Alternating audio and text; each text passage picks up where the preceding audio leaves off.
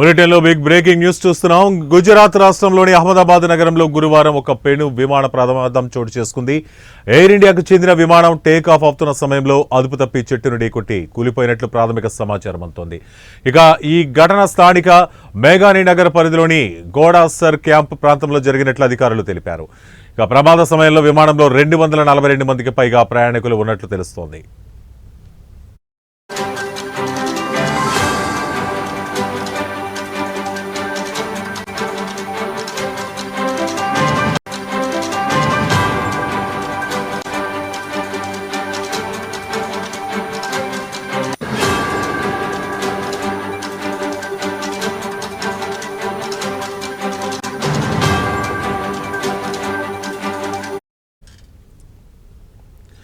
ఇక అహ్మదాబాద్ విమానాశ్రయం నుంచి లండన్కు బయలుదేరేందుకు సిద్ధమైన ఎయిర్ ఇండియా విమానం టేకాఫ్ ప్రక్రియలో ఉండగా ఈ దుర్ఘటన సంభవించింది. ఇక విమానం రన్వే పై నుంచి గాల్లోకి లేచే క్రమంలో సమీపంలోని చెట్టును బలంగా ఢీకొట్టినట్టు తెలుస్తోంది. దీంతో విమానం అదుపు తప్పి కూలిపోయిందని ప్రత్యక్ష సాక్షులు కొందరు చెప్పినట్లు సమాచారం.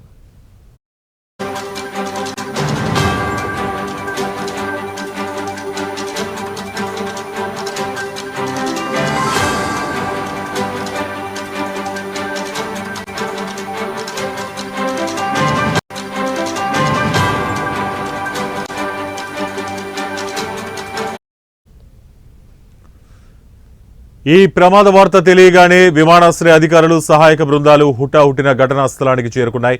ప్రస్తుతం సహాయక చర్యలు కొనసాగుతున్నాయి. విమానంలో ఎంతమంది సిబ్బంది ఉన్నారు, ప్రయాణికుల పరిస్థితి ఏంటనే విషయాలపై ఇంకా స్పష్టత రాలేదు.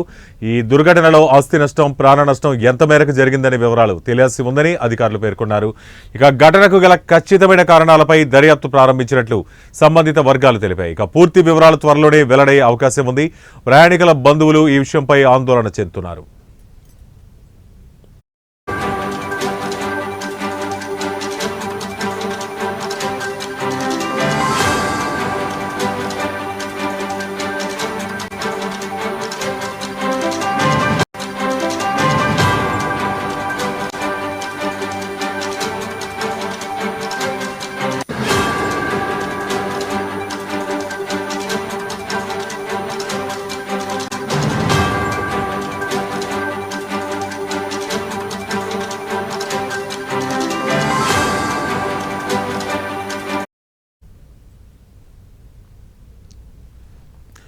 గుజరాత్ రాష్ట్రంలోని అహ్మదాబాద్ నగరంలో గురువారం ఒక పెను విమాన ప్రమాదం చోటు చేసుకుంది.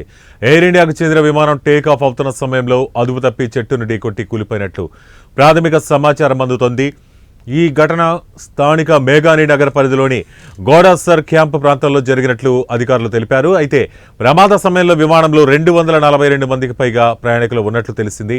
అహ్మదాబాద్ విమానాశ్రయం నుంచి లండన్కు బయలుదేరేందుకు సిద్ధమైన ఎయిర్ ఇండియా విమానం టేక్ ఆఫ్ ప్రక్రియలో ఉండగా ఈ దుర్ఘటన సంభవించింది. ఇక విమానం రన్వే పై నుంచి గాల్లోకి లేచే క్రమంలో సమీపంలోని చెట్టును బలంగా ఢీకొట్టినట్టు తెలుస్తోంది. దీంతో విమానం అదుపు తప్పి కూలిపోయిందని ప్రత్యక్ష సాక్షులు కొందరు చెప్పినట్టు సమాచారం.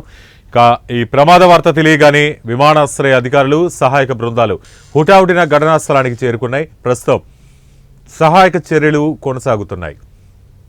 విమానంలో ఎంతమంది సిబ్బంది ఉన్నారు, ప్రయాణికుల పరిస్థితి ఏంటి అనే విషయాలపై ఇంకా స్పష్టత రాలేదు. ఈ దుర్ఘటనలో ఆస్తి నష్టం, ప్రాణ నష్టం ఎంత మేరకు జరిగిందనే వివరాలు తెలియాల్సి ఉందని అధికారులు చెబుతున్నారు. ఇక ఘటనకు గల ఖచ్చితమైన కారణాలపై దర్యాప్తు ప్రారంభించినట్లు సంబంధిత వర్గాలు తెలిపాయి. ఇక పూర్తి వివరాలు త్వరలోనే వెల్లడయ్యే అవకాశం ఉంది. ఇక ప్రయాణికుల బంధువులు ఈ విషయంపై తీవ్ర ఆందోళన చెందుతున్నారు.